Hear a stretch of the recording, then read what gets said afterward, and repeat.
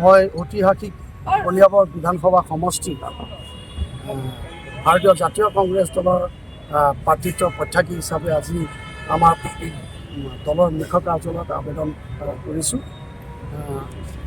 আৰু মোৰ আবেদন কৰাৰ একমাত্ৰ উদ্দেশ্য হৈছে অসম প্ৰদেশ কংগ্ৰেছ কমিটিৰ মাননীয় সভাপতি শ্ৰীযুত গৌৰৱ গগৈ ডাঙৰীয়া, তেওঁৰ যি সপোন যে অসমৰ সকলো জাতি জনগোষ্ঠী ঐক্যবদ্ধ কৰি অসমখন শান্তি সম্প্ৰীতি আৰু প্ৰগতিশীল ৰাজ্য হিচাপে নিৰ্মাণ কৰি এখন নতুন বৰ অসম নিৰ্মাণ কৰাৰ যি সংকল্প তেখেতে লৈছে, এই মহান যাত্ৰাত মই ভাৰতীয় জাতীয় কংগ্ৰেছ দলৰ এগৰাকী একনিষ্ঠ সদস্য হিচাপে কলিয়াবৰ বিধানসভাৰ পৰা মই তেখেতক সহযোগিতা আগবঢ়াৰ মানস কৰিছোঁ। সেই উদ্দেশ্যৰে আজি মই ৰাজীৱ ভৱনত উপস্থিত দলৰ যি নিয়ম আছে নীতি আছে সেই নিয়ম নীতি অনুসৰি কলিয়াবৰ বিধানসভা সমষ্টিৰ বাবে প্ৰাৰ্থিত্ব আবেদন কৰিছোঁ। মুঠ কিমানজনে তাৰ পৰা প্ৰাৰ্থিত্ব বিচাৰি আবেদন কৰিছে? হয়, কলিয়াবৰ বিধানসভা সমষ্টিৰ পৰা আমাৰ দলৰ শ্ৰদ্ধাৰ সতীৰ্থসকল 3গৰাকীয়ে অন্য 3গৰাকীয়েও প্ৰাৰ্থিত্ব বিচাৰিছে আৰু মই তেওঁলোকক শুভেচ্ছা জ্ঞাপন কৰিছোঁ।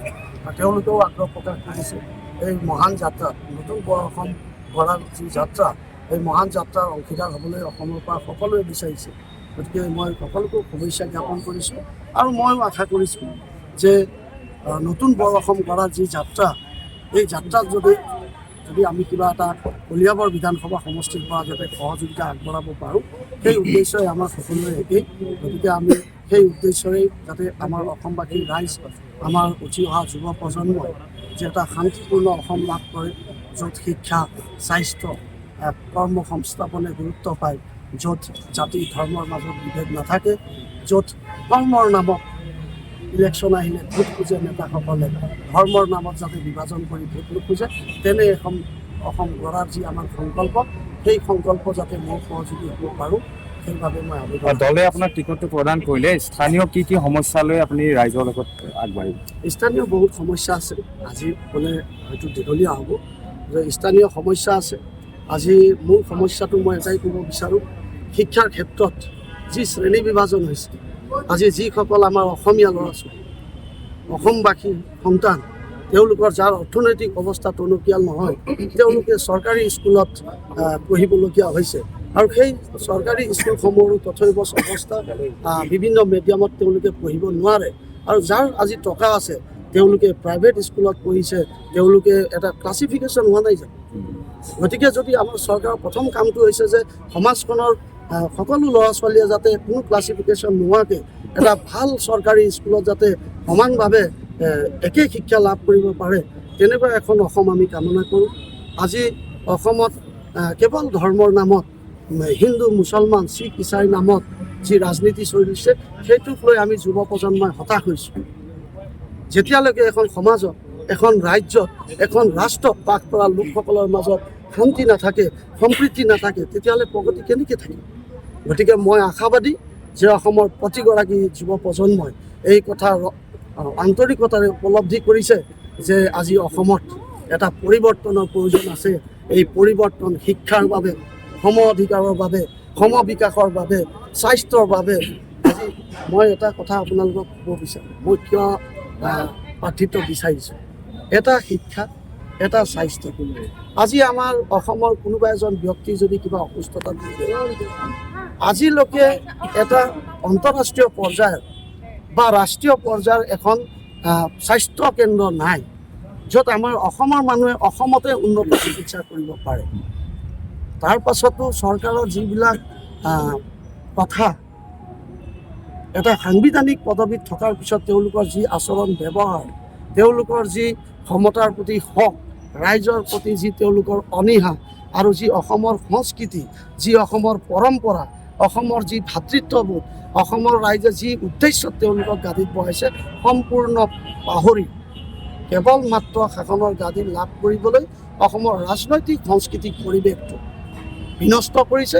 গতিকে আমি উঠি অহা প্ৰজন্মই ভাবিছোঁ যে আমাৰ দায়িত্ব আহি পৰিছে যে এই কিছু ব্যক্তিসকলৰ পৰা ৰাজনৈতিক এই যি অপসংস্কৃতি কৰি তুলিছে, ইয়াক সুস্থিৰ বাতাবৰণৰ উভতাই আনিব লাগিব আৰু অসম আৰু অসমবাসী ৰাইজৰ স্বাৰ্থত অসমীয়াৰ স্বাৰ্থত প্ৰকৃত অৰ্থত জাতি মাটি ভেটি ৰক্ষাৰ স্বাৰ্থত আমি ঐক্যবদ্ধভাৱে এইবাৰ কাম কৰিব লাগিব আৰু নতুন বৰ অসম গঢ়িব লাগিব।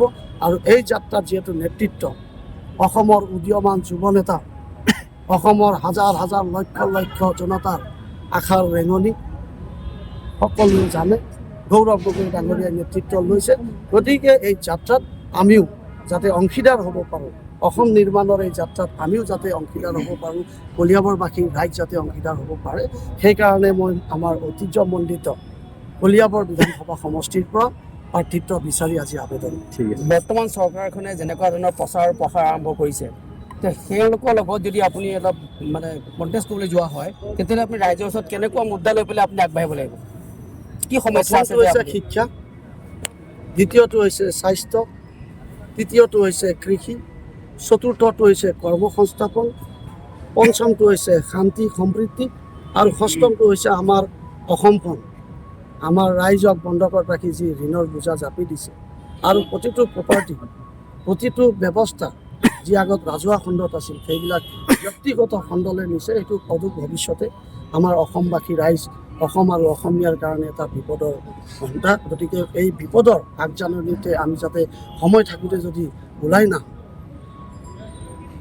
সেই ভাবি মই ওলাই আহিছোঁ। আজি মই দেখিছোঁ ধৰ্মৰ নামত, মিয়াৰ নামত ৰাজনৈতিক নেতাসকলে ভোট বিচাৰে। আমিতো তেনেকৈ গঢ় লৈ উঠা নাছিলোঁ। আমি আজি কংগ্ৰেছ কৰিছোঁ, কোনোবাই বিজেপি কৰিছে, কোনোবাই এজিপি কৰিছে। আমি সকলো অসমীয়া, আমি সকলো অসমবাসী। আমিতো কেতিয়াও কোনো যুৱ প্ৰজন্মই ধৰ্মৰ নামত, মিয়া মুছলমান হিন্দুৰ নামত ভোট খোজাটো নিবিচাৰে।